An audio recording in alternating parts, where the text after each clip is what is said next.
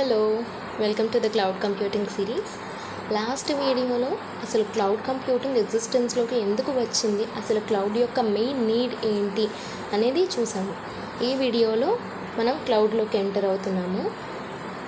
మనం just fundamentals of cloud కంప్యూటింగ్లో మనం ఏమేమి నేర్చుకోవాలి అంటే, what is cloud computing, traditional IT infra versus cloud, service models, infrastructure as a service, software as a service, platform as a service.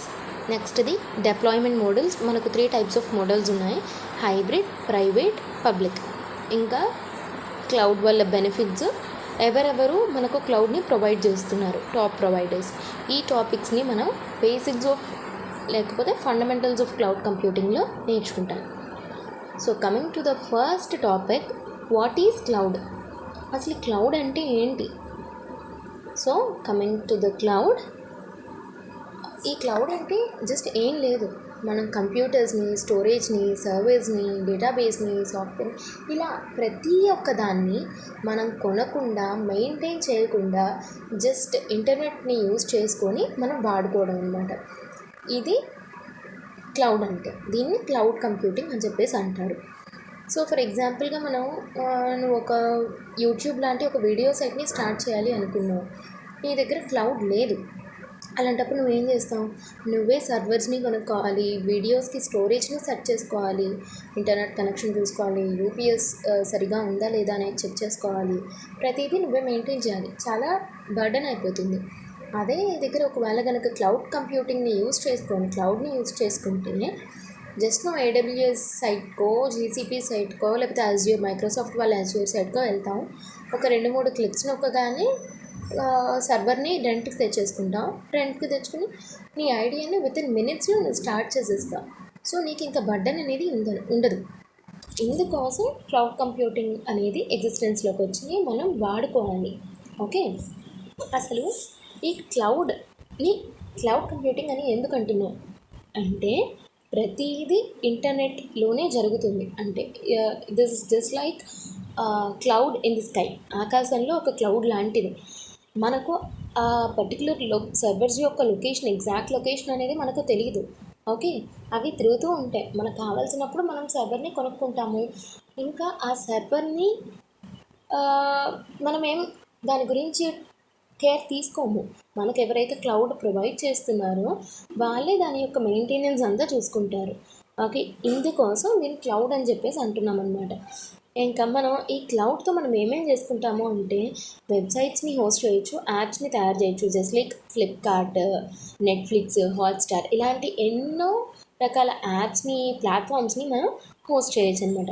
Next, మనం daily లైఫ్లో Google డ్రైవ్లో మనం ఫొటోస్ని, ఫైల్స్ని అన్నిటిని స్టోర్ చేసుకుంటున్నాం. డ్రాప్ బాక్స్లో స్టోర్ చేసుకుంటున్నాము, దీనికోసం వాడతాము. ఇంకా జీమెయిల్, మనకు జస్ట్ సర్వర్ అనేవాడు రిసీవర్కి మెయిల్ పంపిస్తున్నాడు. అది సర్వర్ టు రిసీవర్ అనేది ఎలా వెళ్తుంది, సెండర్ టు రిసీవర్ అనేది ఎలా వెళ్తుంది అనేది మనకు అనవసరం. We don't check that. Okay, మనం పట్టించుకోనక్కర్లేదు. జస్ట్ మనం ఇక్కడ మెయిల్ కంపోజ్ చేస్తాం, రిసీవర్ అనేవాడు మెయిల్ రిసీవ్ చేసుకుంటాడు. ఓకే, ఈ ఒక్కటే చేస్తాం. ఇది ఏ కిందకు వస్తుందంటే, platform as a service, software as a service కిందకు వస్తుంది. అవి తర్వాత మనం డిస్కస్ చేస్తాము. నెక్స్ట్, AI/ML మోడల్స్ని మనం బిల్డ్ చేస్తాం. ఒకవేళ మనకు ఈ క్లౌడ్ అనేది లేకపోతే, మెషిన్ లెర్నింగ్ కానీ, AI కానీ మోడల్స్ని మనం డిప్లాయ్ చేయాలి అంటే, పైటార్చ్, టెన్సార్ఫ్లో ఇలాంటి చాలా లైబ్రరీస్ని మనం యూజ్ చేసుకోవాలి. 1 కాదు, 2 కాదు, ఇలా ఎంతో బర్డెన్ అయిపోతుంది మనకు. కాబట్టి అదే ఒకవేళ మనకు ఒక క్లౌడ్ని కనుక రెంట్కి తెచ్చుకున్నాము అనుకోండి, ఇవంతా ఆల్రెడీ బిల్ట్-ఇన్ మోడల్స్ అనేవి దాంట్లో ఉంటాయి. ఆ మోడల్స్ని యూజ్ చేసుకొని మనకు కావాల్సిన AI/ML వాటిని డిప్లాయ్ చేసుకోవచ్చు. ఓకే, నెక్స్ట్ది బ్యాకప్స్ అండ్ డిజాస్టర్ రికవరీ. ఇందాక లాస్ట్ వీడియోలో చెప్పుకున్నట్లు, ఎప్పుడైతే మనకు ఏదైనా సడన్గా డిజాస్టర్ వచ్చినా, న్యాచురల్ కెలామిటీస్ వచ్చినా, ఏదైనా కొంచెం అటు ఇటుగా అయినా కూడా, మొత్తం క్రాష్ అయిపోయినా వితిన్ 2 minutes క్లౌడ్ అనేది మనకు మొత్తం డేటాని రికవర్ చేసి మనకు అందిస్తుంది. సో ఇందుకోసం వాడాలి మనం. ఇంకా stream games or movies, Netflix అనేది AWSని యూజ్ చేసుకొని మనకు మూవీస్ అనేది ప్లాట్ఫామ్లో పెడుతుంది. ఇలా ఎన్నో రకాలుగా మనం క్లౌడ్ని యూజ్ చేసుకుంటున్నాం అన్నమాట. ఓకే, నెక్స్ట్ టాపిక్ వచ్చేసి traditional IT infrastructure versus cloud. Last time IT ఇన్ఫ్రాస్ట్రక్చర్కి ప్రజెంట్ మనం వాడుతున్న క్లౌడ్కి కీ డిఫరెన్సెస్ ఏంటి? ఐటీ ఇన్ఫ్రా అంటే ఇందాక మనం చెప్పుకున్నట్లుగా సర్వర్స్ని మనమే కొనుక్కోవాలి, డేటా సెంటర్స్ని మనమే ఎస్టాబ్లిష్ చేసుకోవాలి, వీటికి కావాల్సిన power backup, cooling, physical security, ఇంకా కేబుల్స్, రౌటర్స్, ప్రతిదీ టీమ్ని అంతా మనమే మెయింటైన్ చేయాలి. ఇది ఎలాంటి ఒక ఎగ్జాంపుల్ తీసుకుంటే ఒక హాస్పిటల్లో మనం పేషెంట్ డేటాని స్టోర్ చేయాలి అనుకుంటున్నాము.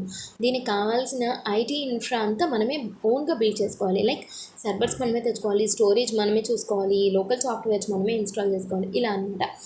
అదే మనం క్లౌడ్కి షిఫ్ట్ అయితే ఈ క్లౌడ్లో మనం ఏమీ కొనక్కర్లేదు. జస్ట్ సర్వర్ని రెంట్కి తెచ్చుకుంటాము, స్టోరేజ్, యాప్స్ ఇవన్నీ ఇంటర్నెట్ ద్వారా మనం రెంట్కి తెచ్చుకుంటాం. సో ఇవి మనకు AWS, GCP, Azure, Microsoft Azure వీళ్ళు మనకు ప్రొవైడ్ చేస్తున్నారు అన్నమాట.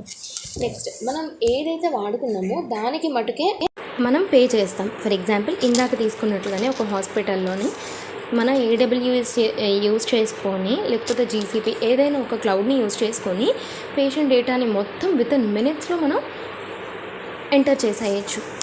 ఇప్పుడు ఈ రెండింటి మధ్య కీ డిఫరెన్సెస్ చూస్తే, ఇనీషియల్గా మనం సర్వర్స్కి కొనడానికి, లేకపోతే ఐడియల్గా ఉన్న సర్వర్స్కి కూడా మనం పే చేయాలి. పెట్టుబడి ఎక్కువ అవుతుంది, మెయింటైన్ చేయడం ఎక్కువ అవుతుంది, సో కాస్ట్ ఎక్స్పెన్సివ్ అవుతుంది ఐటీ ఇన్ఫ్రా. అదే మన క్లౌడ్ దగ్గరికి వస్తే మనం ఎంత వాడుకున్నామో, ఏదైతే యూజ్ చేసుకున్నామో దాని వరకే మనం పే చేస్తాము. ఇంకా ఈ ఐటీ ఇన్ఫ్రాని, సర్వర్స్ని కానీ ఏదైనా కొత్తగా మనం పెట్టాలి అంటే కొన్ని వీక్స్ కానీ మంత్స్ కానీ ఎక్కువ టైం అనేది మనకు పడుతుంది. అదే క్లౌడ్ అయితే within fraction of seconds and minutes మనకు పని అయిపోతుంది. ఇంకా ఈ ఐటీ ఇన్ఫ్రాని అయితే ఆ సర్వర్స్ని, డేటా సెంటర్స్ని మనమే మెయింటైన్ చేసుకోవాలి. ఓకే, మన టీమే లుక్ ఆఫ్టర్ చేస్తూ ఉండాలన్నమాట. అదే క్లౌడ్ అయితే ఎవరైతే మనకు ప్రొవైడ్ చేస్తున్నారో వాళ్ళు దగ్గరుండి దాని యొక్క మెయింటెనెన్స్ అనేది చూస్తారు, మనకు అనవసరం. ఇంకా స్కేలబిలిటీ దగ్గరికి వస్తే ఐటీ ఇన్ఫ్రా ఏమో ఇది చాలా హార్డ్ అనమాట. అంటే ఏదైనా కొత్త సర్వర్ మనం యాడ్ చేయాలి, లేకపోతే ఉన్న సర్వర్ మనం తగ్గించాలి అనుకున్న కూడా చాలా కష్టం అయిపోతుంది. అదే క్లౌడ్లో అయితే చాలా ఈజీ. ఒక క్లిక్ నొక్కుతాము, యాడ్ అవుతుంది ఇంకొక సర్వర్, ఒక క్లిక్ నొక్కుతాము, ఉన్న సర్వర్ ఒక డిలీట్ అవుతుంది, ఇలా అనమాట. ఇంకా మన బ్యాకప్ కానీ రికవరీ కానీ ఏ చేసుకోవాలన్నా మనం మాన్యువల్గా ఐటీ ఇన్ఫ్రాలో చేసుకోవాలి. అదే క్లౌడ్ దగ్గరికి వస్తే ఆల్రెడీ బిల్ట్ ఇన్ ఫంక్షన్స్ అనేవి ఉంటాయి, ఆటోమేటిక్గా అప్డేట్స్ అనేవి కూడా జరిగిపోతూ ఉంటాయి. సెక్యూరిటీ విషయానికి వస్తే ఐటీ ఇన్ఫ్రాకి ఆ పర్టికులర్ డేటా సెంటర్స్కి కానీ ఈ సర్వర్స్కి కానీ మనమే మొత్తం సెక్యూరిటీని ఇవ్వాలి. అదే క్లౌడ్ అయితే ఎవరైతే మనకు ప్రొవైడ్ చేస్తున్నారో ఆ క్లౌడ్ అదే హ్యాండిల్ చేసేసుకుంటూ ఉంటుంది. జస్ట్ మనం ఏం చేస్తాం, కంట్రోల్ చేస్తూ ఉంటాం సెక్యూరిటీని. ఇంకా యాక్సెస్ అంటే ఎక్కడైతే మనం ఆఫీస్ ఎస్టాబ్లిష్ చేస్తామో, మన సర్వర్ రూమ్ ఎక్కడైతే ఉంటుందో అక్కడ నుంచి మనం యాక్సెస్ తీసుకోవాలి. అదే క్లౌడ్ అయితే మనం ఎక్కడి నుండైనా మనం యాక్సెస్ చేసుకోవచ్చు క్లౌడ్ని. Okay, these are the main key differences between IT infra and cloud computing. ఈ రెండిటికి సింపుల్గా ఒక ఎగ్జాంపుల్ రియల్ లైఫ్లో చెప్పుకోవాలి అంటే, ఐటీ ఇన్ఫ్రా అనేది మన సొంత కార్ లాంటిది. మనమే డబ్బులు పెట్టి మన కార్ని కొనుక్కోవాలి, మెయింటెనెన్స్ మనమే చూసుకోవాలి, మన బాగోగులంతా మనమే దగ్గరుండి చూసుకోవాలి. అదే క్లౌడ్ అయితే జస్ట్ మనం ఉబర్ కానీ ఒక ఓలా కానీ దేన్నో ఒక దాన్ని రెంట్కి తీసుకుంటాం. రెంట్ అంటే ఏంటి, జస్ట్ మనం మన రైడ్కి మాత్రమే మనం పే చేస్తాము. ఇంకా దాని రిపేర్స్కి కానీ అది కొనగానే మనం ఏం కొనం కదా, ఇంకా మనం ఏం రిపేర్లు కూడా చేయించాం కదా. So this is just like a cloud అనమాట. ఇంకా చాలా కంపెనీస్ అనేవి క్లౌడ్కి ఎందుకు షిఫ్ట్ అయ్యాయి, ట్రెడిషనల్ ఐటీ ఇన్ఫ్రా నుండి క్లౌడ్కి ఎందుకు షిఫ్ట్ అయ్యాయంటే వాళ్ళ మనీని, టైంని సేవ్ చేసుకోవడం కోసం, ఈజీగా స్కేల్ అవ్వడం కోసం, ఎక్కువైనా తక్కువైనా స్కేలబిలిటీ కోసము, ఇంకా డిజాస్టర్ రికవరీ నుంచి త్వరగా బయటపడడం కోసం, గ్లోబల్ యాక్సెస్ అంటే ఎక్కడి నుండైనా యాక్సెస్ చేసుకోవడం కోసం, వర్క్ ఫ్రమ్ హోమ్ మన ఇంటి నుంచి కూడా మనం వర్క్ చేసుకోవచ్చు. ఇంకా జస్ట్ మన ఐడియాను గురించి, మన బిజినెస్ గురించి మాత్రమే ఆలోచిస్తూ ఈ సర్వర్ గురించి పట్టించుకోకుండా ఉండడం కోసం మెనీ ఐటీ కంపెనీస్ అనేవి క్లౌడ్లోకి షిఫ్ట్ అయిపోయాయి అన్నమాట.